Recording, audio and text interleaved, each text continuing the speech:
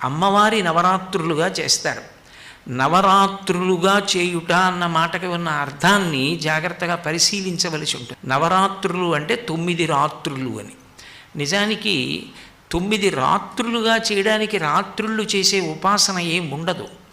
రాత్రి మనం పూజ చేస్తామా, రాత్రి భజన చేస్తామా, రాత్రి జాగరణ చేస్తామా, ఏమీ చెయ్యం. కానీ నవరాత్రి అంటాం. వసంత నవరాత్రులు, గణపతి నవరాత్రులు, శారదా నవరాత్రులు ఎప్పుడు రాత్రి శబ్దాన్ని ప్రయోగిస్తారు.